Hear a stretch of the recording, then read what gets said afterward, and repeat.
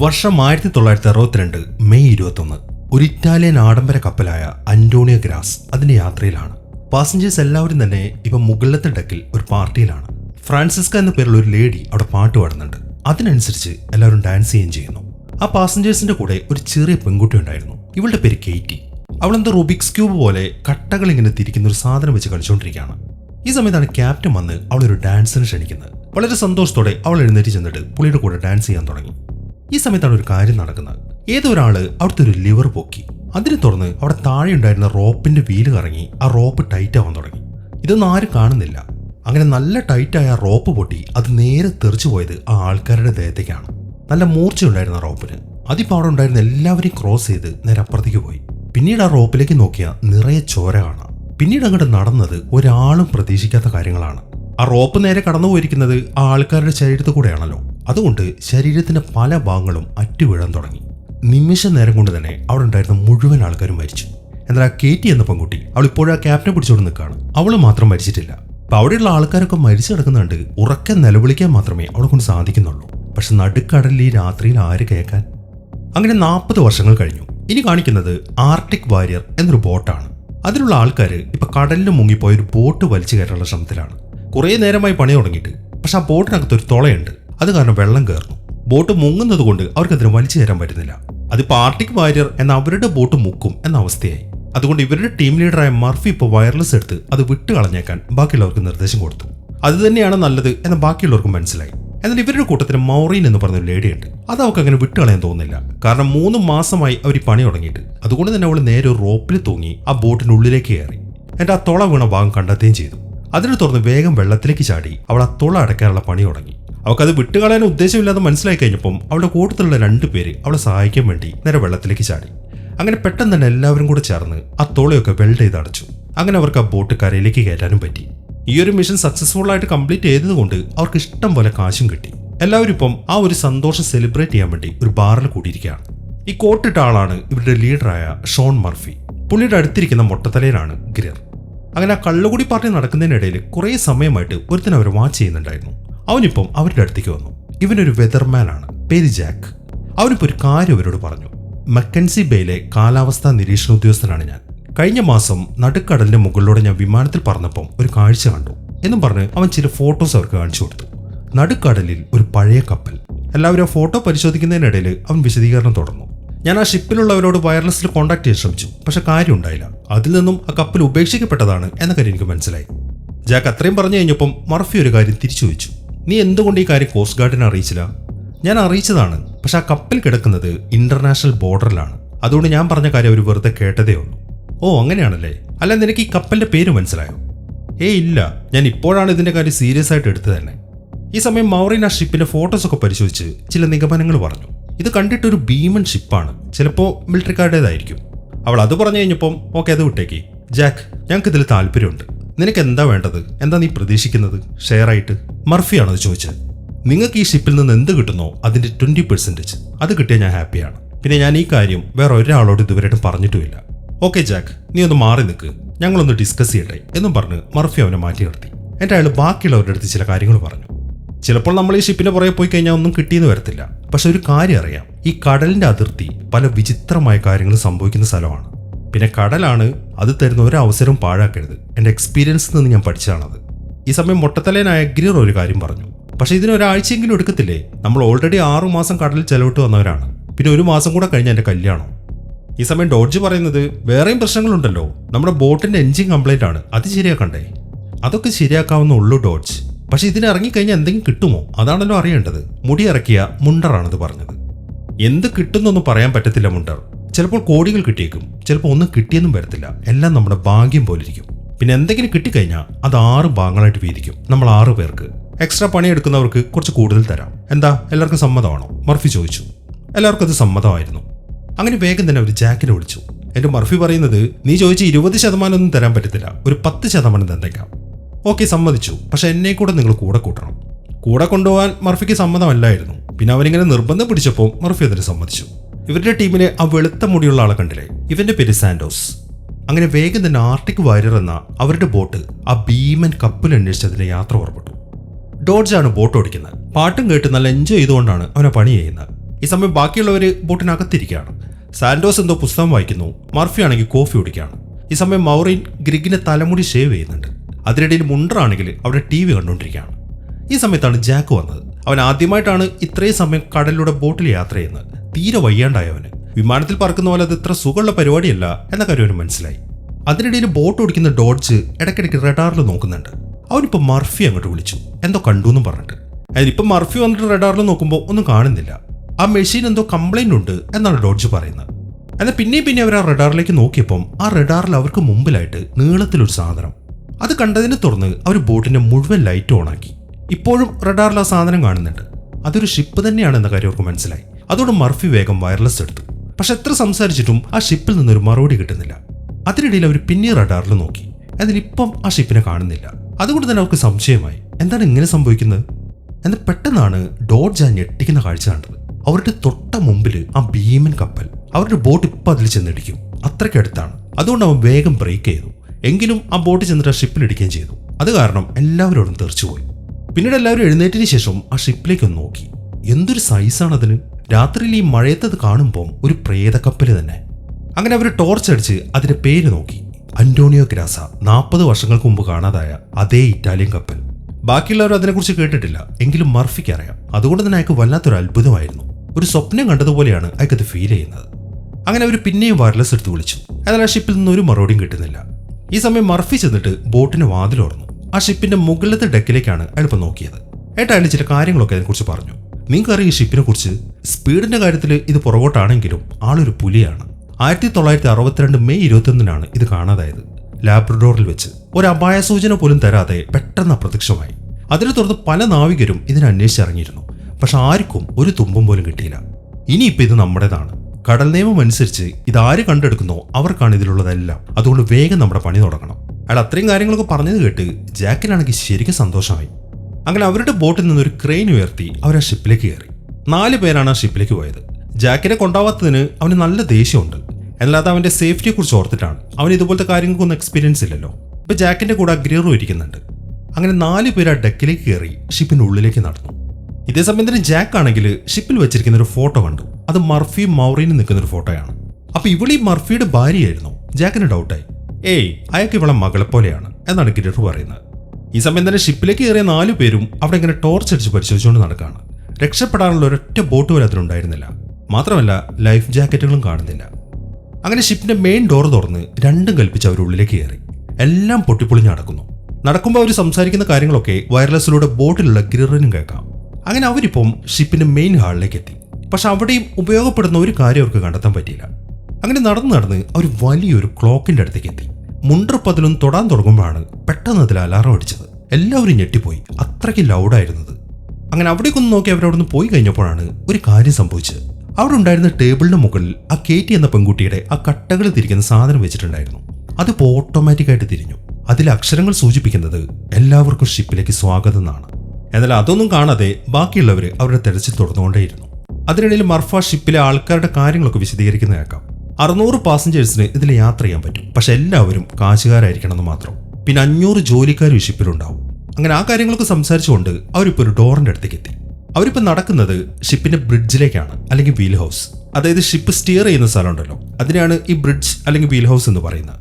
Murphy ചെന്ന് ഇപ്പൊ വാതിലിന്റെ ഹാൻഡിൽ പിടിച്ച് തിരിച്ചു. ഈ സമയം മുകളിൽ നിന്ന് എന്തോ ശബ്ദവും കേട്ടു. പക്ഷെ ഒന്നും മനസ്സിലായില്ല. അങ്ങനെ വാതിൽ തുറന്നതിന് ശേഷം അവരവിടെയുള്ള കോറിഡോറിലൂടെ മുന്നോട്ട് നടക്കായിരുന്നു. പെട്ടെന്നാണ് ആ ഫ്ലോറ് തകർന്നിട്ട് മുണ്ടർ താഴേക്ക് വീണത്. മൗറിൻ പിടിച്ചത് കൊണ്ട് അവൻ രക്ഷപ്പെട്ടു. അങ്ങനെ അവൻ അവിടുന്ന് പിടിച്ചു കയറ്റാനുള്ള ശ്രമത്തിലാണ് താഴെ സ്റ്റെയർ കേസിൽ മൗറിൻ ആ കേറ്റ് എന്ന പെൺകുട്ടിയെ കണ്ടത്. പണ്ടത്തെ അതേ വെളുത്ത ഡ്രസ്സ് തന്നെയാണ് അവൾ ഇപ്പോഴും ധരിച്ചിരിക്കുന്നത്. അവളിപ്പോൾ മൗറിനെ ഇങ്ങനെ തുറച്ചു നോക്കി. എന്നാൽ അടുത്ത സെക്കൻഡിൽ അവിടെ കാണുന്നുമില്ല. അങ്ങനെ വേഗം തന്നെ അവർ മുണ്ടറിന്റെ മുകളിലേക്ക് പിടിച്ചു കയറ്റി. പക്ഷെ ആ പെൺകുട്ടിയെ കണ്ട കാര്യം മൗറിൻ ഇപ്പോൾ ആരോടും പറഞ്ഞതുമില്ല. അങ്ങനെ അവർ 4 പേരും ഷിപ്പിന് ബ്രിഡ്ജിലെത്തി. അവിടെ പരിശോധിച്ചപ്പോൾ ഒരു വെളുത്ത പക്ഷി അവിടെ ചത്ത് കിടപ്പുണ്ടായിരുന്നു. പിന്നെ കോമ്പസ് ചെക്ക് ചെയ്തപ്പോൾ അത് വർക്കിംഗ് അല്ല. സ്റ്റിയറിംഗ് വീലാണെങ്കിൽ സ്റ്റക്കായി കിടക്കുകയാണ്. മാത്രമല്ല ഫ്യൂവലും ഇല്ല. അവസാനത്തെ തുള്ളി വരെ പറ്റിയിരിക്കുന്നു. ഈ സമയം തന്നെ മർഫി ആണെങ്കിൽ ക്യാപ്റ്റന്റെ റൂമിലായിരുന്നു, ലോഗ് ബുക്ക് കിട്ടുമോ നോക്കാൻ വേണ്ടി. അത് സെർച്ച് ചെയ്യാൻ അയാൾ ഇപ്പം മൗറീനെ കൂടെ വിളിച്ചു. ആ പെൺകുട്ടിയെ കണ്ട ആ ടെൻഷൻ അവളുടെ മുഖത്ത് ഇപ്പോഴും പ്രകടമാണ്. മർഫി അത് ചോദിക്കുകയും ചെയ്തു. എന്നാൽ ഇപ്പോഴും അവൾ അതിനെക്കുറിച്ചൊന്നും പറയുന്നില്ല. ഇതേസമയം തന്നെ മുണ്ടറും സാന്റോസും വേറൊരു ഭാഗം പരിശോധിക്കുകയായിരുന്നു. അവിടെ നിന്ന് സാന്റോസിന് ഒരു ഡിജിറ്റൽ വാച്ച് കിട്ടി. അവനത് എല്ലാവർക്കും വിളിച്ച് കാണിച്ചു കൊടുക്കുകയും ചെയ്തു. 1962 ഈ ഡിജിറ്റൽ വാച്ച് കണ്ടുപിടിച്ചിട്ടില്ല. അതുകൊണ്ട് തന്നെ അപ്പൊ മറ്റാരോ ഈ ഷിപ്പിൽ വന്നിട്ടുണ്ട് എന്ന കാര്യം അവർക്ക് മനസ്സിലായി. എന്തായാലും എല്ലാവരും ഇപ്പൊ ശരിക്കും മടുത്തു. അതുകൊണ്ട് തൽക്കാലം സെർച്ചിങ് ഒക്കെ മതിയാക്കി ഉറങ്ങാൻ വേണ്ടി 4 പേരും അവരുടെ ബോട്ടിലേക്ക് തിരിച്ചുപോയി. അങ്ങനെ ബോട്ടിലെത്തിയതിനു ശേഷം എല്ലാവരും ഒന്ന് റെസ്റ്റ് എടുത്തു. ഈ സമയം ജാക്കിനാണെങ്കിൽ നല്ല ക്യൂരിയോസിറ്റി ഉണ്ട്. എന്താണ് സംഭവിച്ചത്, എങ്ങനെയാണ് ഈ കപ്പൽ ഇവിടെ എത്തിയത്, എന്തെങ്കിലും ധാരണ കിട്ടിയോ? അവൻ ആ ചോദ്യം കേട്ടപ്പം മർഫി പറയുന്നത് അതൊരു വലിയ ചോദ്യമാണ് ജാക്ക്. ആരെങ്കിലും മേരി സെലസ്റ്റീൻ എന്ന കപ്പലിനെ കുറിച്ച് കേട്ടിട്ടുണ്ടോ? സിവിൽ വാർ നടക്കുന്ന സമയം നിറയെ പരുത്തിയുമായി ലണ്ടനിലേക്ക് പുറപ്പെട്ടതായിരുന്നു അത്. 2 മാസത്തിന് ശേഷം ചില മീൻപിടുത്തക്കാരതിനെ കണ്ടു. കൊടുങ്കാറ്റിലൂടെ 12 നോട്ടിക്കൽ വേഗതയിൽ അത് പാഞ്ഞു പോവായിരുന്നു. എന്തോ ഡൗട്ട് തോന്നി അവര് അതിൽ കയറി നോക്കി. എന്നാൽ ആ ഷിപ്പിനകത്ത് ആരും ഉണ്ടായിരുന്നില്ല. യാത്രക്കാരോ ജോലിക്കാരോ അങ്ങനെ ആരും തന്നെ. ഒരു അപകടത്തിന്റെ സൂചനയില്ലായിരുന്നു. ലോഗ് ബുക്കിൽ ഒന്നും തന്നെ എഴുതാൻ ആരുമില്ലാതെ 59 ദിവസം 4500 മൈൽ ദൂരമാണ് അത് സഞ്ചരിച്ചത്. അത്രയും വേഗതയിൽ എങ്ങനെ അത് സംഭവിക്കും? അതേക്കുമ്പം ഒരുപക്ഷെ അതൊരു ഗോസ്റ്റ് ഷിപ്പ് ആയിരിക്കും എന്നാണ് ജാക്ക് അതിന് മറുപടി പറഞ്ഞത്. എന്നാൽ അവിടെ ഇരിക്കുന്ന സാന്റോസ് അത് തമാശയാക്കി. പിന്നെ ഗോസ്റ്റ് ഷിപ്പ്, എന്റെ പൊന്നു മർഫി ഇങ്ങനെ കിടന്ന് തള്ളാതെ എന്ന് പറഞ്ഞ അവൻ കുറെ ചിരിച്ചു. പൊന്നു സാന്റോസേ, നീയൊക്കെ ജനിക്കുന്നതിന് മുമ്പ് ഞാൻ കടലിലിറങ്ങിയവനാണ്. നിനക്ക് കൂടുതൽ കടലിനെ കുറിച്ച് അറിയുകയും ചെയ്യാം. നീ സ്വപ്നത്തിൽ പോലും ചിന്തിക്കാത്ത പല കാര്യങ്ങളും ഞാൻ കണ്ടിട്ടുണ്ട്. അതിലൊന്നാണ് ഇപ്പൊ പറഞ്ഞ കപ്പലിന്റെ കാര്യം. അതുകൊണ്ട് തമാശയൊക്കെ നീ അങ്ങോട്ട് നിർത്തിക്കോ. ഓക്കെ, അതെന്തെങ്കിലുമൊക്കെ ആവട്ടെ. ഇനി എന്താ നമ്മുടെ പരിപാടി? ജാക്ക് പിന്നെയും ചോദിച്ചു. നമ്മൾ തീരുമാനിച്ചു ചെയ്യും. ഈ ഷിപ്പിനെ നമ്മൾ കെട്ടി വലിച്ചോണ്ട് കൊണ്ടുപോകും. എന്നാൽ മർഫി അത് പറഞ്ഞു കേട്ടപ്പം കെട്ടി വലിച്ചോണ്ട് പോകാനോ, ഇത്രയും ഭീമൻ സാധനത്തെയോ, അത് നമ്മുടെ ഈ ബോട്ട് വെച്ച് നടന്നത് തന്നെയെന്നും പറഞ്ഞിട്ട് ഡോർജ് അപ്പുറത്തേക്ക് പോയി. ഈ സമയം ഗ്രിർ പറയുന്നത് ഡോർജ് പറഞ്ഞാലും കാര്യമുണ്ട് മർഫി, കെട്ടി വലിച്ചോണ്ട് പോകുന്നൊന്നും നടക്കുന്ന എനിക്ക് തോന്നുന്നില്ല. അതുകൊണ്ട് കപ്പൽ ഇവിടെ നമുക്ക് നങ്കൂരിട്ട് നിർത്താം. എന്റെ കുറെ കൂടെ ബോട്ടുകളുമായിട്ട് വരാം. അത് പറ്റില്ല ഗ്രിർ, അതിനെക്കുറിച്ച് നേരത്തെ തന്നെ ഞാൻ അന്വേഷിച്ചു. ബോട്ടുകളെല്ലാം അവരവരുടെ ജോലിയിലാണ്. പിന്നെ അവർക്ക് കൊടുക്കാൻ വേണ്ടി നമുക്ക് കോടികളൊന്നും ഓഫർ ചെയ്യാൻ പറ്റത്തില്ലല്ലോ, മർഫി പറഞ്ഞു. അങ്ങനെയാണെങ്കിൽ പിന്നെ കെട്ടി വലിച്ചോണ്ട് പോകാൻ തന്നെ ശ്രമിക്കാം. പക്ഷെ നമ്മുടെ ബോട്ടിന്റെ എഞ്ചിൻ പണി ഇതുവരെ തീർന്നിട്ടില്ല. അതുകൊണ്ട് തന്നെ അതൊക്കെ തീർന്നു വരുമ്പോൾ കുറഞ്ഞത് ഒരു 2 ആഴ്ചയെങ്കിലും എടുക്കും ഇതിനിവിടുന്ന് കൊണ്ടുപോകാൻ. എന്തായാലും നോക്കാം, ഗ്രിർ പറഞ്ഞു നിർത്തി. അങ്ങനെ കുറച്ച് സമയം കഴിഞ്ഞു. ആ പെൺകുട്ടിയുടെ കാര്യം ആലോചിച്ച് മൗറിൻ ബോട്ടിന്റെ പുറത്ത് നിൽക്കുകയാണ്. അവളുടെ മനസ്സിൽ എന്തോ ഒരു ടെൻഷൻ ഉണ്ടെന്ന് മനസ്സിലാക്കി ജാക്ക് ചെന്നിട്ട് അവൾക്കൊരു സിഗരറ്റ് കൊടുത്തു. എന്നിട്ട് കാര്യം ചോദിച്ചു. ഈ സമയം മൗറിൻ പറയുന്നത്, ഞാൻ പറഞ്ഞാൽ നീ വിശ്വസിക്കുമോ എന്നൊന്നും എനിക്ക് അറിയത്തില്ല, എങ്കിലും പറയാം. ഞാൻ ആ ഷിപ്പിൽ ഒരു ചെറിയ പെൺകുട്ടിയെ കണ്ടു. അവൾ എന്നെ ഇങ്ങനെ തുറച്ചു നോക്കായിരുന്നു. ഓ, ഇതാണോ അത്രയും വലിയ കാര്യം? ഞാൻ മണിക്കൂറുകൾ വിമാനത്തിലിരുന്ന് പോകുമ്പോൾ ഇതുപോലത്തെ പല കാഴ്ചകളും കണ്ടിട്ടുണ്ട്. അതൊക്കെ നമ്മുടെ മനസ്സ് നമ്മളെ കൊണ്ട് തോന്നിക്കുന്നതാണ്. വിട്ടുകളഞ്ഞേക്ക്, ജാക്ക് അവളെ സമാധാനിപ്പിച്ചു. അതിനെ തുറന്ന് ഒരു ഗുഡ് നൈറ്റും പറഞ്ഞിട്ട് അവരവിടുന്ന് പിരിഞ്ഞു. അങ്ങനെ പിറ്റേ ദിവസം രാവിലെ ജാക്ക് ഒരു കപ്പ് കോഫിയുമായിട്ട് ഡെക്കിൽ നിൽക്കായിരുന്നു. ഈ സമയത്താണ് മൗറൈനും കൂട്ടരും കടലിന്റെ അടിയിൽ നിന്ന് പൊങ്ങി വന്നത്. അവർ ആ കപ്പലിന്റെ അടിഭാഗം പരിശോധിച്ചു. അവിടെ ഒരു തുളയുണ്ട്. അത് കാരണം വെള്ളം കയറി കപ്പൽ മുങ്ങിക്കൊണ്ടിരിക്കുകയാണ്. അങ്ങനെ വേഗം തന്നെ എല്ലാവരും മീറ്റിംഗ് ഓടി. എന്തോ ഒരു വസ്തുവായിട്ട് കപ്പൽ കൂട്ടിയിടിച്ചാണ് സംഭവം. മൗറിൻ അത് പറഞ്ഞു കഴിഞ്ഞപ്പം ഇനി വല്ല മഞ്ഞുമലയുമാണോ? ജാക്കിന് ആ ചോദ്യം കേട്ട് എല്ലാവരും ശരിക്കും ചിരിച്ചുപോയി. എടാ, ടൈറ്റാനിക് മഞ്ഞുമലയിൽ ചെന്ന് ഇടിച്ചെന്ന് കരുതി എല്ലാ ഷിപ്പിനും അത് തന്നെയാണ് സംഭവിക്കുന്നത്? എല്ലാവരും കൂടെയാണെന്ന് ചോദിച്ചത്. അവനാണെങ്കിൽ ശരിക്കും ഇല്ലാണ്ടായിപ്പോയി. ഈ സമയം മർഫി എഴുന്നേറ്റ് അതിനെക്കുറിച്ച് വിശദീകരിച്ചു. 2 ആഴ്ചക്കുള്ളിലാണ് ആ ഇടി സംഭവിച്ചിരിക്കുന്നത്. നിങ്ങൾ ഈ മാപ്പ് കണ്ടില്ലേ? ഇതിൽ ഈ പോയിന്റിലാണ് നമ്മളിപ്പോൾ നിൽക്കുന്നത്. ഇവിടെ നിന്ന് അടുത്തായിട്ട് കുറെ പാറക്കൂട്ടങ്ങളുണ്ട്. അതിൽ 1000കണക്കിന് സീലുകളും ജീവിക്കുന്നു. കൊടുങ്കാറ്റിൽപ്പെട്ട് കപ്പൽ ഇവിടെ കുടുങ്ങിപ്പോയതായിരിക്കും. അങ്ങനെ കറങ്ങി കറങ്ങി കപ്പൽ ആ പാറക്കൂട്ടത്തിൽ ചെന്നിടിച്ചു. അങ്ങനെയായിരിക്കും അത് പൊട്ടിയത്. ഇനി ഇടിക്കാൻ സാധ്യതയുണ്ടെന്ന് തോന്നുന്നില്ല. കാലാവസ്ഥ നമുക്ക് അനുകൂലമാണെങ്കിൽ 3 ദിവസത്തിനകം നമുക്കത് ശരിയാക്കിയെടുക്കാം. എന്നിട്ട് പ്ലാൻ ചെയ്ത പോലെ കെട്ടിവലിച്ചുകൊണ്ട് പോവുകയും ചെയ്യാം, മർഫി പറഞ്ഞു നിർത്തി. എന്നാൽ ഈ സമയം മുണ്ടർ കപ്പലിന്റെ ബ്ലൂ പ്രിന്റ് എടുത്തു. എന്നവൻ പറയുന്നത്, കപ്പലിന്റെ ഉള്ളിലേക്ക് ഇറങ്ങിക്കഴിഞ്ഞാൽ ആ പൊട്ടിയ ഭാഗം പെട്ടെന്ന് അടയ്ക്കാം. ആദ്യം മുങ്ങിയ കമ്പാർട്ട്മെന്റ് വെൽഡ് ചെയ്തിട്ട് അതിന്റെ ഓട്ട അടയ്ക്കണം. എന്നിട്ട് പമ്പ് ചെയ്ത് അവിടുത്തെ വെള്ളം മൊത്തം പുറത്ത് കളയണം. പിന്നെ ഈ ഷിപ്പിന്റെ പങ്കായവും കേടാണ്. അത് കുഴപ്പമില്ല, ശരിയാക്കി എടുക്കാം. പക്ഷെ മർഫി പറഞ്ഞ പോലെ 3 ദിവസം എടുക്കും. അത് കേൾക്കുമ്പം പക്ഷെ കപ്പൽ ശരിയാക്കിയാലും അതിനെ വലിച്ചുകൊണ്ട് പോകാനുള്ള ശക്തി നമ്മുടെ ബോട്ടിനുണ്ടോ? മൗറിനാണത് ചോദിച്ചത്. പറ്റും മൗറിൻ, നമുക്കത് ചെയ്യാം, മർഫി ഉറപ്പ് കൊടുത്തു. അങ്ങനെ വേഗം തന്നെ ആ ഒരു ബോട്ടിലെ ടൂൾസ് എല്ലാം ഷിപ്പിലേക്ക് കയറ്റി. എന്നിട്ട് ഓരോരുത്തർക്കും ഡ്യൂട്ടിയൊക്കെ അസൈൻ ചെയ്ത് കൊടുത്ത് പലരും ഷിപ്പിന്റെ പല ഭാഗങ്ങളിലേക്ക് പോയി. ഡോർജ് മാത്രം ബോട്ടിൽ ആ എഞ്ചിന്റെ പണികൾ ചെയ്തുകൊണ്ടിരിക്കുകയാണ്. അങ്ങനെ ടീമുകളായിട്ട് പിരിഞ്ഞതിന് ശേഷം മർഫിയും ഗ്രിറും ഇപ്പോൾ ഒരു കോറിഡോറിലൂടെ നടന്ന് അവിടെയൊക്കെ പരിശോധിക്കുകയാണ്.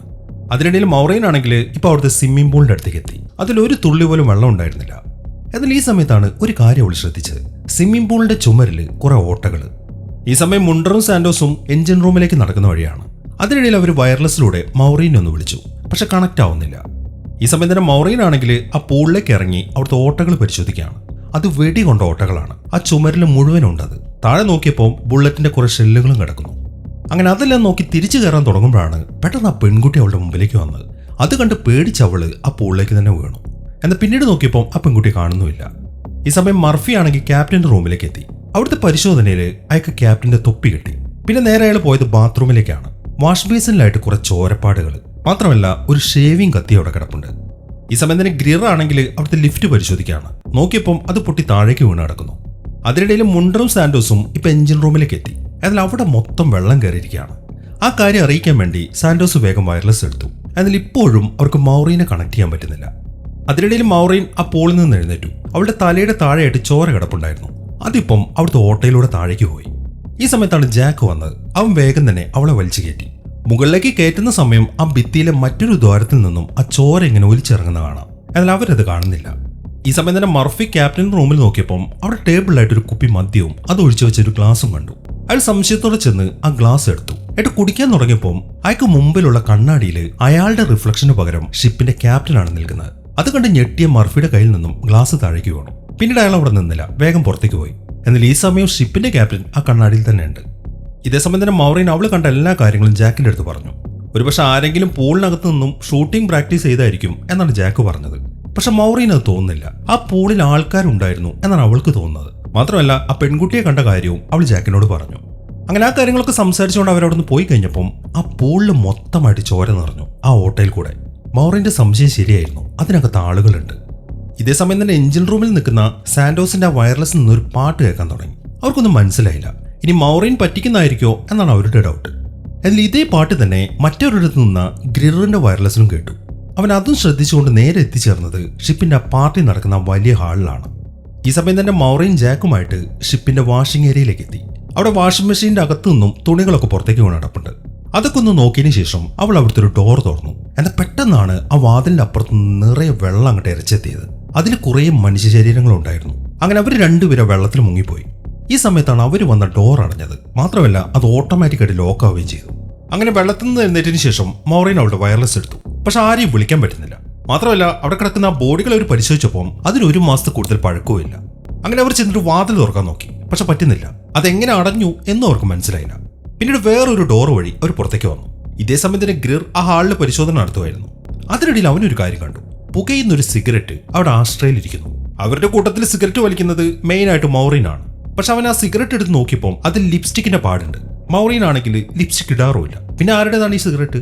ഈ സമയം അവൻ അപ്പുറത്തേക്ക് ടോർച്ചടിച്ച് നോക്കിയപ്പോൾ അവിടെ ചുമരിലായിട്ട് പഴയൊരു പരസ്യം ഒട്ടിച്ചു വെച്ചിട്ടുണ്ട്. അതിൽ ആ ഷിപ്പിൽ പാട്ട് പാടിയ ലേഡിയായിരുന്നു ഫ്രാൻസിസ്ക. അതിലേക്കും കൂടെ ഒന്ന് നോക്കി അവൻ അവിടുന്ന് പോയി. എന്നാൽ ഈ സമയം തന്നെ ഫ്രാൻസിസ്ക സിഗരറ്റും വലിച്ചുകൊണ്ട് അവിടെ ഒരു തിരിപ്പുണ്ട്, ആ പഴയ ചുവന്ന ഡ്രസ്സിൽ തന്നെ. പക്ഷെ അവളെ അവൻ കാണുന്നില്ല. ഈ സമയം തന്നെ മൗറീനും ജാക്കും വേറൊരു റൂമിലേക്ക് എത്തി. അവർ നോക്കുമ്പോൾ അവിടെ കുറെ പെട്ടികൾക്ക് മുകളിലായിട്ട് കത്തുകൾ ഇരിക്കുന്നു. ഒരുപാടെണ്ണം ഉണ്ട്. മാത്രമല്ല അതിങ്ങനെ അനങ്ങുകയും ചെയ്യുന്നുണ്ട്. സംശയം തോന്നി അവരെ പെട്ടി തുറന്നപ്പം ആ പെട്ടിക്കകത്ത് നിറയെ എലികളായിരുന്നു. എന്നാൽ എലികൾ അവിടെ നിന്ന് പോയി കഴിഞ്ഞപ്പോഴാണ് അവർ ആ അത്ഭുതം കണ്ടത്. ആ പെട്ടിക്കകത്ത് നിറയെ സ്വർണ്ണക്കട്ടികൾ. അത് കണ്ട് ജാക്കിന്റെ കണ്ണ് തള്ളിപ്പോയി. അങ്ങനെ വേഗം തന്നെ ആ കാര്യം മർഫി അറിയിക്കാൻ വേണ്ടി അവർ തിരിച്ചു നടന്നു. ഈ സമയത്താണ് അവളുടെ വയർലെസ്സിലൊരു ശബ്ദം. ആരോ അവളുടെ പേര് വിളിക്കുന്നു. എന്നിട്ട് പറയുന്നത് ഞാനിവിടെ പെട്ടു, എനിക്ക് വല്ലാണ്ട് തണുക്കുന്നുണ്ടെന്നാണ്. പക്ഷെ ആ ശബ്ദം ആരുടേതാണ് എന്നൊക്കെ അവൾക്ക് മനസ്സിലായില്ല. അവൾ കുറെ നടന്ന് ഒരു ഫ്രിഡ്ജിന്റെ അടുത്തേക്ക് എത്തി. എന്നിട്ട് അതിനകത്തേക്ക് കയറി നോക്കുമ്പോൾ അവിടെ തുണികൾക്കിടയിൽ ഉണ്ടായിരുന്ന 2 പേര് അവൾ അറ്റാക്ക് ചെയ്യാൻ വേണ്ടി പുറത്തേക്ക് വന്നു. അത് കണ്ടത് അവൾ പേടിച്ച് വെളിയിലേക്ക് ഓടി. എന്നാൽ ആ 2 പേര് മുണ്ടറും സാന്റോസും ആയിരുന്നു. അവളെ പേടിപ്പിക്കാൻ വേണ്ടിയിട്ടാണ് അവർ ആ പണി ഒപ്പിച്ചത്. മൗറീനാണെങ്കിൽ ശരിക്കും ദേഷ്യം വന്നു. അവൾ അവരെ കുറെ തെറിയും പറഞ്ഞു. അതിനുശേഷം അവൾ ആ സ്വർണ്ണക്കട്ടി എടുത്തിട്ട് അവർക്ക് കാണിച്ചു കൊടുക്കുകയാണ്. അങ്ങനെ മർഫി അടക്കം എല്ലാവരും ആ സ്വർണ്ണം ഇരിക്കുന്ന റൂമിലെത്തി. നോക്കിയപ്പം പല പല പെട്ടികളിലായിട്ട് ഇഷ്ടം പോലെ സ്വർണ്ണക്കട്ടികൾ ഉണ്ടായിരുന്നു, കോടികൾ വില മതിക്കുന്നത്. അതുകൊണ്ട് തന്നെ എല്ലാവരും സന്തോഷത്തോടെ തുള്ളിച്ചാടി. അങ്ങനെ ആ സെലിബ്രേഷന് ശേഷം ഇനിയിപ്പോൾ എന്താണ് ചെയ്യേണ്ടത് എന്ന ഒരു ഡിസ്കഷൻ തുടങ്ങി. സാന്റോസ് ഇപ്പം ആ സ്വർണ്ണമൊക്കെ അടുക്കി വെച്ചുകൊണ്ടിരിക്കുകയാണ്. എന്നാൽ ഗ്രിറിനൊരു സംശയം. ഇത്രയധികം സ്വർണം ഒരു സുരക്ഷയുമില്ലാതെ പെട്ടികൾ അടുക്കി വെച്ചിട്ടുണ്ടെങ്കിൽ അതിലെന്തോ പന്തികേടില്ലേ? കാണുമായിരിക്കും. പിന്നെ ഈ സ്വർണം നോക്കിക്കേ, ഇതിലൊരു മാർക്ക് പോലുമില്ല, എല്ലാം മായ്ച്ചു കളഞ്ഞ പോലെ. അതൊരു പക്ഷേ തെളിവില്ലാതാക്കാനായിരിക്കും. അതുകൊണ്ട് തന്നെ ഒരു കാര്യം ഉറപ്പാണ്, ഇതെല്ലാം മോഷണം മുതലാണ്, സാന്റോസ് പറഞ്ഞു. മർഫി അത് ശരിവെച്ചു. അയാൾ പറയുന്നത് അപ്പോൾ ഒരു കാര്യം ഉറപ്പായി, ഈ കപ്പൽ ഈ അവസ്ഥയിലെത്താൻ കാരണം ഈ സ്വർണമാണ്. അത് കേട്ടപ്പം മുണ്ടർ അവന്റെ സംശയം പറഞ്ഞു. ഈ സ്വർണം 1962-ലേതാണെങ്കിൽ അവിടെ കിടക്കുന്ന ബോഡികളോ അതിന് 1 മാസത്തെ പഴക്കമല്ലേ ഉള്ളൂ? അതിന് മറുപടി പറഞ്ഞ് ഗ്രിറാണ്. പൊന്നുമക്കളെ, ഇത് ചെകുത്താൻ കൂടിയ കപ്പലാണ്, അതുകൊണ്ട് ഇതൊക്കെ ഇവിടെ ഇട്ടിച്ചിട്ട് നമുക്ക് ഇവിടുന്ന് പോകുന്നതായിരിക്കും നല്ലത് എന്നാണ് അവന്റെ അഭിപ്രായം. എന്നാൽ ആരും തന്നെ അതിനൊരുക്കമായിരുന്നില്ല. മാത്രമല്ല അവരവനെ കളിയാക്കുകയും ചെയ്തു. അങ്ങനെ അവസാനം അവരൊരു തീരുമാനത്തിലെത്തി. കപ്പലിന്റെ കാര്യം ഇവിടെ വിടാം, എന്നിട്ട് സ്വർണം മുഴുവൻ ബോട്ടിലേക്ക് കയറ്റി വേഗം നാട് പിടിക്കാം. അങ്ങനെ വേഗം തന്നെ ഓരോരുത്തരായിട്ട് പണി തുടങ്ങി. ഗ്രിർ ഇപ്പോൾ ബോട്ടിലേക്ക് കയറി ബോട്ട് സ്റ്റാർട്ടൊക്കെ റെഡി ആയിട്ട് നിൽക്കുകയാണ്. ഈ സമയം ഡോഡ്ജ് ആണെങ്കിൽ എഞ്ചിൻ റൂമിൽ അവന്റെ പണിയൊക്കെ തീർത്തു. ഇതേ സമയം തന്നെ മൗറീനും മർഫിയും ആ സ്വർണ്ണപ്പെട്ടികൾ തള്ളിക്കൊണ്ടുവരുന്ന തിരക്കിലാണ്. അങ്ങനെ അതൊക്കെ പുറത്തേക്ക് എത്തിച്ചതിന് ശേഷം മർഫി ഇപ്പോൾ വയർലെസ് എടുത്തിട്ട് ഗ്രീറിന്റെ അടുത്ത് ബോട്ട് സ്റ്റാർട്ട് ചെയ്യാൻ വിളിച്ചു പറഞ്ഞു. എന്നാൽ ഈ സമയത്താണ് മറ്റൊരു കാര്യം സംഭവിക്കുന്നത്. ബോട്ടിന്റെ എഞ്ചിൻ റൂമിനകത്തെ ഗ്യാസ് കുറ്റി ഓട്ടോമാറ്റിക്കായിട്ട് ഓണായി. അത് ശ്രദ്ധിക്കാതെ എഞ്ചിന്റെ പണി തീർത്ത കാര്യം ഡോഡ്ജ് വേഗം ഫോൺ എടുത്തിട്ട് ഗ്രീറിനെ അറിയിച്ചു. അതിനെ തുറന്ന് ഗ്രീർ ഇപ്പോൾ ബോട്ട് സ്റ്റാർട്ട് ചെയ്യാൻ റെഡിയായി. എന്നാൽ ഈ സമയത്താണ് കപ്പലിന്റെ മുകളിലേക്ക് ആ പെൺകുട്ടി വന്നത്. അവൾ ഇപ്പോൾ അവിടുന്ന് വിളിച്ചു പറയുന്നത് ഒരു കാരണവശാലും ബോട്ട് സ്റ്റാർട്ട് ചെയ്യരുതെന്നാണ്. അത്രയും പറഞ്ഞിട്ട് അവൾ ആ ഭാഗത്തേക്ക് ഓടി വന്നു. എന്നാൽ പെട്ടെന്നാണ് ആരോ വന്നിട്ട് അവളെ അവിടുന്ന് പിടിച്ചു മാറ്റിയത്. ഇതെല്ലാം മൗറിൻ കണ്ടോണ്ട് നിൽക്കുകയാണ്. അതിനിടയിൽ ഡോഡ്ജ് നോക്കിയപ്പോൾ ഗ്യാസ് ലീക്ക് ആവുന്നു. അവൻ ആ കാര്യം വിളിച്ചു പറഞ്ഞപ്പോഴേക്കും ഗ്രീഡ് ബോട്ട് സ്റ്റാർട്ട് ചെയ്തു. അതോടുകൂടെ സ്പാർക്ക് അടിച്ചിട്ട് പിന്നീട് വലിയൊരു പൊട്ടിത്തെറിയാണ് നടന്നത്. അങ്ങനെ ബോട്ട് മൊത്തത്തിൽ പൊട്ടിത്തെറിച്ചു. ഇതെല്ലാം നോക്കി നിന്ന മൗറിനാണെങ്കിൽ കപ്പലിന്റെ പുറകിലേക്ക് തെറിച്ചു വീഴുകയും ചെയ്തു. അങ്ങനെ ആ പൊട്ടിത്തെറിക്കൊക്കെ ശേഷം അവൾ വേഗം എഴുന്നേറ്റ് വെള്ളത്തിലേക്ക് ചാടി. അപ്പോഴേക്കും അവരുടെ ബോട്ടാണെങ്കിൽ മുങ്ങാനും തുടങ്ങി. ഇതേസമയം തന്നെ വെള്ളത്തിൽ വീണ മുണ്ടറിനെ ജാക്ക് രക്ഷിച്ചു. അതിനിടയിൽ മൗറിൻ നീന്തി ചെന്ന് ഗ്രിറിനെയും രക്ഷിച്ചു. പക്ഷെ ഡോഡ്ജ് അവനെ മാത്രം അവർക്ക് കിട്ടിയില്ല. ഇതേസമയം തന്നെ ഇതെല്ലാം നോക്കിക്കൊണ്ട് ആ ഷിപ്പിന്റെ മുകളിൽ നിൽക്കണം പെൺകുട്ടി. അവർക്ക് വല്ലാത്തൊരു സങ്കടമുണ്ട്. അങ്ങനെ കുറച്ച് സമയം കഴിഞ്ഞു. ബോട്ട് ഇല്ലാത്തത് കൊണ്ട് എല്ലാവരും ഇപ്പൊ ഷിപ്പിലൊരു മീറ്റിംഗ് കൂടിയിരിക്കാം. ജാക്കബ് പറയുന്നത് എന്തായാലും സ്വർണ്ണമൊന്നും നഷ്ടപ്പെട്ടിട്ടില്ലല്ലോ, അതോർത്ത് നമുക്ക് സമാധാനിക്കാം. എന്നാൽ അത് കേൾക്കുന്ന സാന്റോസിന് ശരിക്കും അങ്ങോട്ട് ദേഷ്യം വന്നു. ഡോഡ്ജ് മരിച്ച വിഷമത്തിലിരിക്കായിരുന്നു അവൻ. അവനിപ്പോ ചെന്ന് ജാക്കിനെ കുത്തിനോടിച്ചു. നീയാണ് എല്ലാത്തിനും കാരണമെന്നും പറഞ്ഞിട്ട്. അവസാനം ഗ്രിർ ചെന്നിട്ട് അവനെ പിടിച്ചു മാറ്റി. അതിനിടയിൽ മർഫി വളരെ സങ്കടപ്പെട്ട് ഷിപ്പിന്റെ പുറത്തിരിക്കുകയാണ്. ഈ സമയം മൗറിൻ ചെന്നിട്ട് അയാളെ സമാധാനിപ്പിക്കാൻ ഒരു ശ്രമം നടത്തി. പക്ഷെ അയാൾ ഒന്നും കേൾക്കാൻ നിന്നു കൊടുക്കുന്നില്ല. ഇതിനെല്ലാം കാരണം അയാളാണ് എന്നാണ് പുള്ളിയുടെ മനസ്സിൽ. അങ്ങനെ തിരിച്ച് ബാക്കിയുള്ളവരുടെ അടുത്തെത്തിയ മൗറിൻ ഇപ്പോൾ അവളുടെ പ്ലാൻ പറഞ്ഞു. ഇനിയിപ്പോൾ നമ്മുടെ മുമ്പിൽ ആകെ ഒരൊറ്റ വഴിയേ ഉള്ളൂ. ഈ കപ്പൽ ശരിയാക്കി എടുക്കണം. ഇതിന്റെ പൊട്ടിപ്പൊളിഞ്ഞ ഭാഗങ്ങളൊക്കെ അടച്ച് ഇത് മുങ്ങാതിരിക്കാൻ നോക്കണം. ആരെങ്കിലും നമ്മളെ കണ്ടെത്തുന്നവരെ ഇതിനകത്ത് നിൽക്കാനേ നമ്മളെ കൊണ്ടിന് സാധിക്കും. എന്നാൽ അവളത് പറഞ്ഞു കഴിഞ്ഞപ്പോൾ ഗ്രിർ പറയുന്നത് ഇതിൽ കാത്തിരുന്ന ആരെങ്കിലും ഇങ്ങോട്ട് വരും എന്നതിന് എന്താണ് ഉറപ്പ്? എന്റെ അഭിപ്രായം നമ്മുടെ കയ്യിൽ ടൂൾസ് ഉണ്ടല്ലോ, അതൊക്കെ വെച്ച് നമുക്കൊരു ചങ്ങാടം ഉണ്ടാക്കാം. എന്നിട്ട് വേഗം രക്ഷപ്പെടാം. അല്ലെങ്കിൽ നമ്മൾ ഇതിനകത്ത് കിടന്ന് ചാവേണ്ടി വരും. പക്ഷെ അത് നടക്കുന്ന കാര്യമല്ലാത്തതുകൊണ്ട് ആരും ഇതിനെ സപ്പോർട്ട് ചെയ്യുന്നില്ല. അതുകൊണ്ട് തന്നെ എന്നാ പിന്നെ നിങ്ങൾ എന്താന്ന് വെച്ച് ചെയ്. അല്ലെങ്കിൽ ഞാൻ പറഞ്ഞ ആരാണ് കേട്ടിട്ടുള്ളത്? ആദ്യമേ ഞാൻ പറഞ്ഞതല്ലേ ആ സ്വർണ്ണമൊന്നും നമുക്ക് വേണ്ട, നമുക്ക് ഇവിടുന്ന് പോവാന്ന്. ആരും കേട്ടില്ല. ഇനിയിപ്പോൾ എന്താന്ന് വെച്ചാൽ നിങ്ങൾ ചെയ്തോ എന്നും പറഞ്ഞ് ഗ്രിർ അവിടുന്ന് എഴുന്നേറ്റു. ഈ സമയത്താണ് അവനെ കളിയാക്കി മുണ്ടർ എന്തൊക്കെയോ പറഞ്ഞത്.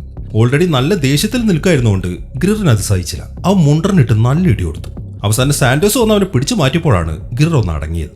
ഇതേസമയം തന്നെ മർഫി ആണെങ്കിൽ വല്ലാത്തൊരു വിഷമത്തിലാണ്. എന്താണ് ചെയ്യേണ്ടത് എന്ന് അയാൾക്ക് ഒരു ഐഡിയ ഇല്ല. കൈ കിട്ടുന്ന സാധനങ്ങളൊക്കെ അയാൾ അവിടെ കിടന്ന് തല്ലിപ്പൊളിച്ചു. അതിനിടയിൽ മൗറിൻ എന്തെന്ന് വെച്ച് കഴിഞ്ഞാൽ ആ ഷിപ്പിലെ പാസഞ്ചേഴ്സിന്റെ പേര് എഴുതിയ രജിസ്റ്റർ ഉണ്ടല്ലോ, അവൾ അത് ചെക്ക് ചെയ്യാണ്. ആ പെൺകുട്ടിയുടെ ഡീറ്റെയിൽസ് ആണ് അവൾ അതിൽ നോക്കുന്നത്. അത് പരിശോധിച്ചതിൽ നിന്നും കേറ്റി എന്നാണ് അവളുടെ പേര് എന്ന കാര്യം മൗറിന് മനസ്സിലായി. മാത്രമല്ല ഈ കേറ്റി എന്ന് പറയുന്നത് ഈ ഷിപ്പിലെ സോളോ പാസഞ്ചറാണ്. ആ കാര്യവും ഇപ്പൊ മൗറിന് മനസ്സിലായി. ഈ സമയം തന്നെ മുണ്ടറും സാന്റോസും കൂടെ ഷിപ്പിൽ ബാക്കിയായ ഭക്ഷണ സാധനങ്ങളൊക്കെ കണ്ടെടുത്തു. അതിനിടയിൽ ഗ്രിർ ആണെങ്കിൽ വളരെ നിരാശയോടെ ഒരു കുപ്പി ഷാമ്പയിൻ മൊത്തം കുടിച്ചു ചേർത്തു. അവനിപ്പോൾ ഇരിക്കുന്നത് ഷിപ്പിലെ ഹാളിലാണ്.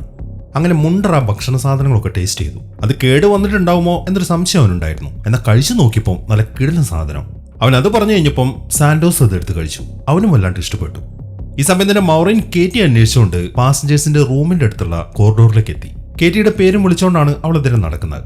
എന്നാൽ ഒരു സ്ഥലത്തെത്തി ഒരു ശബ്ദം കേട്ട് അവൾ പുറകിലേക്ക് നോക്കിയപ്പോൾ അവൾ ഞെട്ടിപ്പോയി. ആ കോറിഡോറിലെ റൂമിന്റെ വാതിലുകളൊക്കെ ഓട്ടോമാറ്റിക്കായിട്ട് അടയുന്നു. അങ്ങനെ അത് നോക്കി നിൽക്കുമ്പോഴാണ് മറ്റൊരു വാതിൽ തുറന്നു വരുന്നത്. അത് ആ കേറ്റിയുടെ റൂമായിരുന്നു.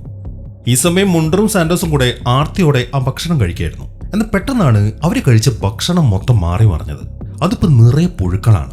അതുകൊണ്ട് തന്നെ എല്ലാം തുപ്പിക്കളഞ്ഞ് അവർ വേഗം അവിടെ നിന്ന് എഴുന്നേറ്റ് ഓടി. ഈ സമയം മൗറിൻ ആണെങ്കിൽ കേറ്റിയുടെ റൂമിന്റെ അകത്തെത്തി. അവളുടെ പഴകിയ സാധനങ്ങളൊക്കെ അവിടെ കിടപ്പുണ്ട്. പാവകള്, വസ്ത്രങ്ങള്, ചുമരിലായിട്ട് ഒട്ടിച്ചു വെച്ചിരിക്കുന്ന അവൾ വരച്ച ചിത്രങ്ങള്, അങ്ങനെ എല്ലാ സാധനങ്ങളും. അതെല്ലാം നോക്കിക്കൊണ്ട് മൗറിൻ ഒരു ഷെൽഫ് തുറന്നു. അതിനകത്തെ കാഴ്ച അവളെ ഞെട്ടിച്ചു കളഞ്ഞു. കെട്ടിത്തൂക്കി കൊന്നുകളഞ്ഞ കേറ്റിയുടെ ശരീരമായിരുന്നു അതിൻ്റെ അകത്തുണ്ടായിരുന്നത്. പഴകിയ ശരീരം. അത് കണ്ട് മൗറിൻ ഉറക്കെ നിലവിളിച്ചു പോയി. ഇതേസമയം തന്നെ ഗ്രിർ ആണെങ്കിൽ അവിടെ എഴുന്നേറ്റ് നടക്കാൻ തുടങ്ങി. ഈ സമയത്താണ് ആ ഹാളിൽ ഒരു കാര്യം സംഭവിച്ചത്. അവിടെ വീണ് കടന്നിരുന്ന എല്ലാ സാധനങ്ങളും ഇപ്പൊ നേരെയായിട്ട് വന്നു. അങ്ങനെ എല്ലാം റെഡിയായി ആ ഷിപ്പ് യാത്ര പുറപ്പെട്ടപ്പോൾ എങ്ങനെയായിരുന്നോ അതേപോലെ.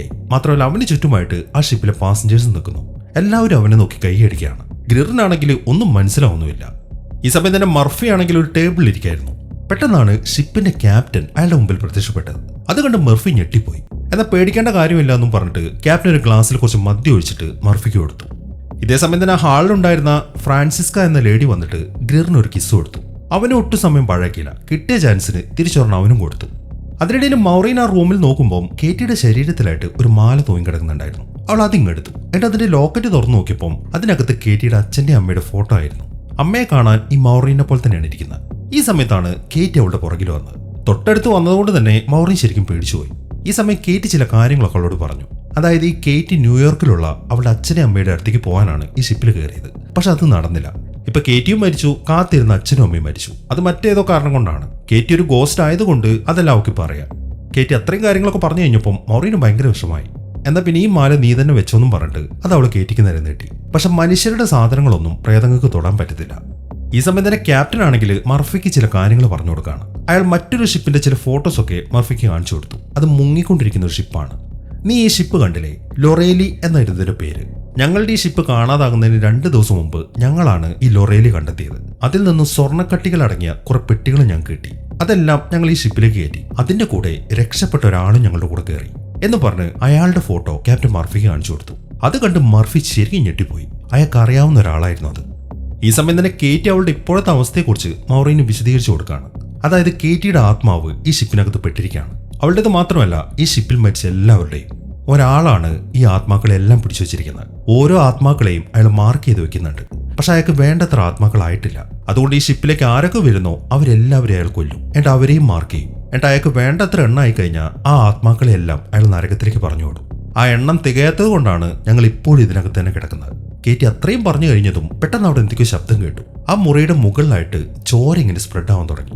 അതാ കേറ്റി ആ കാര്യങ്ങളൊക്കെ മൗറീനോട് പറഞ്ഞത് അയാൾക്ക് ഇഷ്ടപ്പെട്ടിട്ടില്ല എന്ന കാര്യം കേറ്റിക്ക് മനസ്സിലായി. അതുകൊണ്ട് തന്നെ കേറ്റി അവളോട് പറയുന്നത് നിങ്ങൾ എത്രയും പെട്ടെന്ന് തന്നെ ഈ ഷിപ്പിൽ നിന്ന് രക്ഷപ്പെടാനാണ്. അത്രയും പറഞ്ഞു കഴിഞ്ഞപ്പോഴേക്കും കേറ്റി അവിടുന്ന് അപ്രത്യക്ഷമായി. മൗറീനാണെങ്കിൽ ഒന്നും മനസ്സിലായതുമില്ല. ഈ സമയം തന്നെ ആ ഷിപ്പിന്റെ സത്യാവസ്ഥയൊക്കെ മനസ്സിലാക്കി മർഫി ഇപ്പൊ മൗറീനെ അന്വേഷിച്ച് നടക്കുകയായിരുന്നു. അങ്ങനെ ആ സ്വിമ്മിംഗ് പൂളിന്റെ അടുത്തേക്ക് എത്തിക്കഴിഞ്ഞപ്പം ആ മരിച്ചുപോയ ഡോഡ്ജ് അയാളുടെ മുമ്പിൽ പ്രത്യക്ഷപ്പെട്ടു. അത് കണ്ടതും മർഫി അവിടുന്ന് ഓടി. ഈ സമയം തന്നെ ആ ഫ്രാൻസിസ്ക എന്ന ലേഡി ഗ്രിറിനെ വശീകരിച്ച് ഒരു സ്ഥലത്തേക്ക് കൊണ്ടുപോയി. പാവത്തിന് അറിയത്തില്ലായിരുന്നു അവളുടെ ഉദ്ദേശം. അങ്ങനെ ആ ലിഫ്റ്റിന്റെ അടുത്തേക്ക് എത്തിക്കഴിഞ്ഞപ്പം അവൾ അവനെ തള്ളി താഴേക്ക് ഇട്ടു. അതോടുകൂടെ ഗ്രിറും മരിച്ചു. അതിനിടയിൽ മൗറീൻ ഇപ്പം മർഫിയുടെ അടുത്തേക്ക് എത്തി. പക്ഷെ അയാൾ നോക്കുമ്പം ഡോഡ്ജിന്റെ രൂപത്തിലാണ് അയാൾ അവളെ കാണുന്നത്. അതുകൊണ്ട് തന്നെ അയാൾ അവളെ ഉപദ്രവിക്കാൻ തുടങ്ങി. മൗറീൻ ആണെങ്കിൽ ഒന്നും ചെയ്യാനും പറ്റുന്നില്ല. അയാൾ ഇപ്പൊ അവളെ കൊല്ലുന്ന അവസ്ഥ വന്നപ്പം പെട്ടെന്ന് ജാക്ക് അങ്ങോട്ട് വന്നിട്ട് അയാൾ അടിച്ചു വീഴ്ത്തി. എന്നിട്ട് എല്ലാവരും കൂടെ ചേർന്ന് പുള്ളി കള്ളു കുടിച്ചതാവും, കെട്ടിറങ്ങുന്നവർ എവിടെ കിടക്കട്ടെ എന്നും പറഞ്ഞിട്ട് മർഫിയെ പിടിച്ച് വലിയൊരു അക്കുറത്തിനകത്തേക്ക് ഇട്ടിട്ട് വാതിലടച്ചു. അതിനുശേഷം എല്ലാവരും ഒരു മീറ്റിംഗ് കൂടി എത്രയും പെട്ടെന്ന് ഈ ഷിപ്പ് ശരിയാക്കി എടുക്കാം എന്നുള്ള ഒരു പ്ലാൻ ചെയ്യുന്നത്. അതിനെ തുറന്ന് മുണ്ടറും സാൻഡേഴ്സും വേഗം കപ്പലിന്റെ അടിയിലേക്ക് പോയിട്ട് അവിടുത്തെ പൊട്ടിയ ഭാഗങ്ങളൊക്കെ വെൽഡ് ചെയ്തു. ഇനിയിപ്പോൾ ആ ഷിപ്പ് മുങ്ങത്തില്ല. അങ്ങനെ ആ കാര്യങ്ങളൊക്കെ തീർത്തതിന് ശേഷം ആ റൂമിൽ മോട്ടോർ സെറ്റ് ചെയ്ത് അവരൊരു പൈപ്പ് എടുത്ത് ഷിപ്പിന് വെളിയിലേക്ക് ഇട്ടു. എന്നിട്ട് വേഗം ആ റൂമിലെ വെള്ളമൊക്കെ പമ്പ് ചെയ്ത് കളയാണ്. ഇനിയിപ്പോൾ മറ്റാരെങ്കിലും വരുന്നവരെ അവർക്ക് കുഴപ്പമില്ലാതെ ഷിപ്പിൽ കഴിയാം. അങ്ങനെ ആ പരിപാടിയൊക്കെ തീർത്തതിന് ശേഷം ഗ്രിറിനെ കാണാത്തോണ്ട് മൗറീൻ അവനെ അന്വേഷിച്ചിറങ്ങിയിരിക്കുകയാണ്. എന്നാൽ ഒരു സ്ഥലത്തേക്ക് എത്തിക്കഴിഞ്ഞപ്പം ദേ നിൽക്കുന്ന കേറ്റി അവൾ അവിടെ മരിച്ചു കിടക്കുന്ന ഗ്രിറിനെ മൗറീന് കാണിച്ചു കൊടുത്തു. അത് കണ്ട് അവൾ ശരിക്കും ഞെട്ടിപ്പോയി. ഈ സമയം നിനക്ക് ഞാനൊരു കാര്യം കാണിച്ചു തരാമെന്നും പറഞ്ഞിട്ട് കേറ്റി മൗറീന്റെ ദേഹത്തും തൊട്ടു. അതോടുകൂടെ ആ ഷിപ്പിൽ എന്താണ് യഥാർത്ഥത്തിൽ സംഭവിച്ചത് എന്ന മുഴുവൻ കാര്യങ്ങളും ഒരു വിഷം പോലെ മൗറീൻ കാണാൻ തുടങ്ങി. അതായത് ആ ഷിപ്പിൽ പാർട്ടി നടന്നുകൊണ്ടിരുന്ന സമയം കുറെ ആളുകൾ ഡാൻസും ചെയ്തുകൊണ്ട് പുറത്ത് നിൽപ്പുണ്ട്. അകത്തുള്ള ആളുകളെയൊക്കെ വിഷം കൊടുത്താണ് കൊന്നത്. അതിനെ തുടർന്ന് ആ റോപ്പ് പൊട്ടി ഡാൻസ് ചെയ്തവരൊക്കെ മരിച്ചു. അതുകൊണ്ട് പേടിച്ചോടെ കേറ്റിയെ രണ്ടുപേരും ഒന്ന് പിടിച്ചു. എന്നിട്ട് അവളെ ഷെൽഫിനകത്ത് തൂക്കിലേറ്റി. ഈ പച്ച കളർ ഡ്രസ്സ് ടോമാരാണ് ഇതെല്ലാം ചെയ്തത്. ബാക്കിയുള്ളവരൊക്കെ അവർ ആ സ്വിമ്മിംഗ് പൂളിൽ വെച്ചിട്ട് കൂട്ടത്തോടെ വെടിവെച്ചു വന്നു. ഇതെല്ലാം ഇവന്മാര് ചെയ്യുന്നത് ആ സ്വർണത്തിന് വേണ്ടിയിട്ടാണ്. അവർക്ക് നേതൃത്വം കൊടുത്തതോ ഫ്രാൻസിസ്ക എന്ന് പറയുന്ന ആ പാട്ടുകാരി. പക്ഷെ അവളുടെ പ്ലാൻ വേറെയായിരുന്നു. ഷിപ്പിലെ ബാക്കി എല്ലാവരും മരിച്ചു കഴിഞ്ഞപ്പം അവളുടെ നിർദ്ദേശപ്രകാരം ഷിപ്പിലെ മറ്റൊരു ക്യാപ്റ്റൻ ആ പച്ച ഡ്രസ്സ് ടോമാരൊക്കെ വെടിവെച്ചു വീഴ്ത്തി. എന്നാൽ അവളുടെ പ്ലാൻ അതുകൊണ്ടൊന്നും തീർന്നില്ല.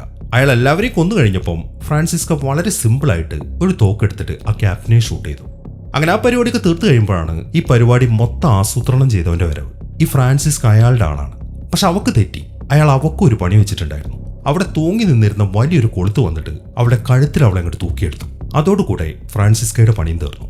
ഇനി ആരാണ് അയാൾ? അത് മറ്റാരുമല്ല, ജാക്കാണത്. അത് കണ്ട മൗറീൻ ശരിക്കും ഞെട്ടിപ്പോയി. അപ്പോൾ അവൻ മനഃപൂർവ്വം അവരെ ഈ ഷിപ്പിലേക്ക് കൊണ്ടുവന്നതാണ് എന്ന കാര്യമൊക്കെ മനസ്സിലായി. അങ്ങനെ മൗറീൻ അവിടുന്ന് ഓടിയത് മർഫിയുടെ അടുത്തേക്കാണ്. എന്നാൽ അപ്പോഴേക്കും ആ അക്വറിയത്തിൽ വെള്ളം നിറച്ച് ജാക്ക് അയാളെയും കൊന്നു കളഞ്ഞിരുന്നു. മർഫിയുടെ കയ്യിൽ ക്യാപ്റ്റൻ കൊടുത്ത ജാക്കിന്റെ പഴയ ഫോട്ടോ ഇപ്പോഴും കാണാം. മർഫിയുടെ ആ അവസ്ഥ കണ്ട് കരയാൻ മാത്രമേ മൗറീന് സാധിക്കുന്നുള്ളൂ. ഇതെല്ലാം കണ്ടുകൊണ്ട് കേറ്റി ആണെങ്കിൽ വല്ലാത്തൊരു വിഷമത്തിലാണ് നിൽക്കുന്നത്. ഈ സമയം തന്നെ ഒരു മോട്ടോർ കേടായതിനെ തുടർന്ന് അത് റെഡിയാക്കാൻ വേണ്ടി മുണ്ടർ വെള്ളത്തിലേക്ക് ഇറങ്ങി. അതിനിടയിൽ സാന്റോസ് ആണെങ്കിൽ ഷിപ്പിന്റെ ബ്രിഡ്ജിൽ നിൽക്കുകയാണ്. ഈ സമയം മൗറീൻ അങ്ങോട്ട് വന്നു. എന്നിട്ട് അവൾ പറയുന്നത് നമുക്ക് എത്രയും പെട്ടെന്ന് ഇതിൽ നിന്ന് രക്ഷപ്പെടണം. നീ ഞാനും മുണ്ടറുപ്പ് ജീവനോടിരിക്കാൻ ഒരു കാരണമുണ്ട്. ഈ ഷിപ്പ് നന്നാക്കിയെടുക്കണം. അതിനു വേണ്ടിയിട്ടാണ് അവൻ നമ്മുടെ കൂടെ കൂടിയിരിക്കുന്നത്. പക്ഷെ അവൾ ജാക്കിന്റെ പേര് പറയുന്നതിന് മുമ്പ് ജാക്ക് അങ്ങോട്ട് വന്നു. അത് കാണുമ്പോൾ ഒന്നും അറിഞ്ഞിട്ടില്ലാത്ത ഭാവത്തില് നിങ്ങൾ ഇവിടെ തന്നെ നിൽക്ക്, ഞാൻ പോയിട്ട് മുണ്ടറിനെ വിളിച്ചുകൊണ്ട് വരാമെന്നും പറഞ്ഞിട്ട് മൗറീൻ അവിടുന്ന് പോയി. എന്നാൽ ഈ സമയം വെള്ളത്തിന്റെ അടിയിലായിരുന്ന മുണ്ടർ ഇപ്പൊ അവിടെയുള്ള ഒരു ചക്രത്തിൽ കൂടി അതിനെ തുറന്ന് അവനിങ്ങനെ പീസായി പോയി. അവനെ അന്വേഷിച്ച ആ എഞ്ചിൻ റൂമിലെത്തിയ മൗറിൻ കാണുന്നത് ആ പൈപ്പിലൂടെ കയറി വരുന്ന ചോരയാണ്. താഴെയായിട്ട് മുണ്ടന്റെ തലയും കാണാം. ഇതേസമയം തന്നെ സാന്റോസ് ആ ഷിപ്പ് പാറകൾക്കിടയിൽ നിന്ന് മാറ്റി. അതോടുകൂടെ ഷിപ്പ് ഇനി സേഫാണ്. അതുകൊണ്ട് അവിടെ നിന്നിരുന്ന ജാക്കിന്റെ ഭാവം മാറി. അവനിപ്പോ നേരെ സാന്റോസിനെ അറ്റാക്ക് ചെയ്യാൻ വേണ്ടി അവന്റെ അടുത്തേക്ക് ചെന്നു. എന്നാൽ അത് കണ്ടതും സാന്റോസ് അപ്പം തന്നെ അവന് നേരെ ഷൂട്ട് ചെയ്തു. ജാക്കിന്റെ നെഞ്ചിലാണ് അത് കൊണ്ടത്. വെടികൊണ്ടതും അവൻ താഴേക്ക് വീണു. അതിനെ തുടർന്ന് സാന്റോസ് ഇപ്പൊ മൗറിന്റെ അടുത്തേക്ക് പോയി. എന്നാൽ ഈ ജാക്ക് എന്ന് പറയുന്നത് ഒരു ഡെവിളാണ്. അവന് മരണമില്ല. ഇപ്പൊ അവൻ കണ്ണു തുറന്നു. ഈ സമയം തന്നെ മൗറിൻ ആ ഷിപ്പ് തകർക്കാൻ വേണ്ടി ആ എഞ്ചിൻ റൂമിനകത്ത് ബോംബൊക്കെ സെറ്റ് ചെയ്തു. അതിനിടയിലാണ് സാന്റോസ് അങ്ങോട്ട് വന്നത്. അവൾ ആ ബോംബ് സെറ്റ് ചെയ്ത് കാണുമ്പോൾ, നീ എന്താണ് മൗറിൻ ഈ കാണിക്കുന്നത്? ഇത് തകർത്ത് കളഞ്ഞാൽ ആ സ്വർണം നമുക്ക് നഷ്ടപ്പെടുത്തില്ലേ? അതോട് ഞാൻ പറയുന്നത് കേൾക്ക്, ആ സ്വർണം കിട്ടിക്കഴിഞ്ഞാൽ നമുക്ക് സുഖമായിട്ട് ജീവിക്കാം. പക്ഷെ മൗറിൻ സമ്മതിക്കുന്നില്ല. അവൾ ആ ഡെറ്റനേറ്ററും കൈ പിടിച്ചുകൊണ്ട് നിൽക്കുകയാണ്. അത് കാണുമ്പോൾ സാന്റോസിന്റെ ഭാവം മാറി. ഇത് യഥാർത്ഥത്തിൽ സാന്റോസ് അല്ല, ജാക്കാണ്. സാന്റോസിനെ അവൻ നേരത്തെ കൊന്നു. അവനിപ്പോ യഥാർത്ഥ രൂപത്തിലേക്ക് വന്നിരിക്കുകയാണ്. എന്നിട്ട് അവൻ ആരാണെന്നുള്ള കാര്യങ്ങളൊക്കെ അവളോട് പറയാൻ തുടങ്ങി. കേറ്റ് നിന്നോട് സംസാരിച്ചില്ലേ ഒരാളെക്കുറിച്ച്? അത് ഞാനാണ്. പാപം ചെയ്യാത്ത ഒരു ആത്മാവിനെ മാർക്ക് ചെയ്യാൻ പറ്റത്തില്ല. അവരെ നിയന്ത്രിക്കാനും പാടാണ്. അതുകൊണ്ടാണ് കേറ്റി എന്ന കൊച്ചു പെൺകുട്ടി എന്റെ കൈപ്പിടിയിൽ ഒതുങ്ങാത്തത്. ഈ കപ്പൽ ഇവിടെ ഉള്ളിടത്തോളം കാലം ഞാൻ ആത്മാക്കളെ നരകത്തിലേക്ക് അയച്ചുകൊണ്ടേയിരിക്കും. അതാണ് എന്റെ ജോലി. അതായത് എന്റെ സുപ്പീരിയേഴ്സിന് വേണ്ടത്ര ആത്മാക്കളെ ഞാൻ നരകത്തിലേക്ക് എത്തിച്ചു കൊടുക്കും. ഞാൻ ചെയ്ത പാപങ്ങൾക്ക് എനിക്ക് കിട്ടിയ ശിക്ഷയാണത്. ഈ കപ്പലെങ്ങാനും നശിച്ചു കഴിഞ്ഞാൽ അതെന്റെ സുപ്പീരിയേഴ്സിന് ഇഷ്ടമാവത്തില്ല. അതുകൊണ്ട് പണി എനിക്കാണ് കിട്ടുക. അതുകൊണ്ട് എനിക്ക് നിന്നോട് പറയാനുള്ളത്, നിന്നെ ഞാൻ വെറുതെ വിട്ടേക്കാം, പക്ഷെ ഈ കപ്പൽ നീ നശിപ്പിക്കരുത്. പക്ഷെ അവളെ സമ്മതിക്കുന്നില്ല. അവളിപ്പോൾ അവളുടെ കയ്യിലുള്ള ഡെറ്റനേറ്ററിലെ ബട്ടൺ ഞെക്കാൻ തുടങ്ങി. എന്നാൽ അത് കണ്ട ജാക്ക് അവളെ ഇടിച്ച വെള്ളത്തിലേക്ക് ഇട്ടു. അതിനുശേഷം അവനും വെള്ളത്തിൽ ചാടി. അങ്ങനെ അവളുമായിട്ട് ഫൈറ്റ് ചെയ്യുന്ന സമയത്ത് അവൾ എന്തെന്ന് വെച്ച് കഴിഞ്ഞാൽ അവിടെ കടന്നിരുന്ന ഒരു ആരോ എടുത്ത് ആ ഡെറ്റനേറ്ററിന് നേരെ ഷൂട്ട് ചെയ്തു.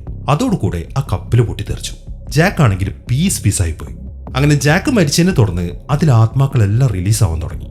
ഈ സമയം മൗറിൻ ആണെങ്കിൽ പുറത്തേക്കുള്ള ഒരു വഴി അന്വേഷിച്ച് നീന്താണ്. അതിനിടയിലാണ് കേറ്റ് അവളുടെ മുമ്പിലേക്ക് വന്നത്. അവളിപ്പോൾ പുറത്തേക്കുള്ള വഴി മൗറിനെ കാണിച്ചു കൊടുത്തു. അതിനെ തുറന്നൊരു ഡോറും തുറന്ന് മൗറിൻ വേഗം കപ്പലിൽ നിന്ന് കടലിലേക്ക് ചാടി. ഈ സമയം കപ്പലാണെങ്കിൽ പകുതിയും മുങ്ങിക്കഴിഞ്ഞു. അങ്ങനെ പൊങ്ങി വന്നതിന് ശേഷം മൗറിൻ നോക്കിയപ്പോൾ അത്ഭുതപ്പെടുത്തുന്ന ഒരു കാഴ്ചയാണ് അവൾ കണ്ടത്. ആ മുങ്ങുന്ന കപ്പലിനൊപ്പം മുകളിലേക്ക് പറന്നു പോകുന്ന ആ ആത്മാക്കൾ. അത് നോക്കിക്കൊണ്ട് അവൾ അവിടെ പൊങ്ങിക്കിടന്ന ഒരു പെട്ടിയിൽ പിടിച്ചു. ഈ സമയം കപ്പലാണെങ്കിൽ പൂർണ്ണമായിട്ട് മുങ്ങിപ്പോവുകയും ചെയ്തു. അങ്ങനെ പിറ്റേ ദിവസമായി ഒരു ശബ്ദം കേട്ടാണ് മൗറിൻ എഴുന്നേറ്റത്. അവൾ ഇപ്പോഴും ആ പെട്ടിയിൽ തന്നെ കിടക്കുകയാണ്. നോക്കുമ്പോൾ അവൾക്ക് മുമ്പിലായിട്ടൊരു കപ്പല്. പിന്നീട് കാണിക്കുന്നത് മൗറിനെ തീരത്തേക്ക് എത്തിച്ച് ഒരു ആംബുലൻസിലേക്ക് കയറ്റുന്നതാണ്. എന്നാൽ ആംബുലൻസിലേക്ക് കയറി കഴിയുമ്പോൾ അവൾ ഞെട്ടിക്കുന്ന ഒരു കാഴ്ച കണ്ടു. 2-3 പേര് ആ സ്വർണ്ണം അടങ്ങിയ പെട്ടി ഇപ്പൊ അവിടെയുള്ള ഒരു ഷിപ്പിലേക്ക് കയറ്റുകയാണ്. അവർക്ക് പുറകിലായിട്ട് ജാക്കും. അത് കണ്ടതും അവൾ ഉറക്കെ നിലവിളിച്ചു. അതിൽ അപ്പോഴേക്ക് ആരോ വന്നിട്ട് ആ ആംബുലൻസിന്റെ ഡോർ അടിച്ചു. ഇവിടെയാണ് ഈ സിനിമ അവസാനിക്കുന്നത്. അപ്പൊ എങ്ങനെയുണ്ടായിരുന്നു? എന്താണെങ്കിലും നിങ്ങളുടെ അഭിപ്രായങ്ങൾ എഴുതിയറിയിക്കാൻ മറക്കരുത്. പിന്നെ ഹൈപ്പ് ചെയ്യാനും മറക്കരുത്. അപ്പൊ പുതിയൊരു കിടിലൻ സിനിമയുമായിട്ട് നമുക്ക് അടുത്ത വീഡിയോയിൽ കാണാം.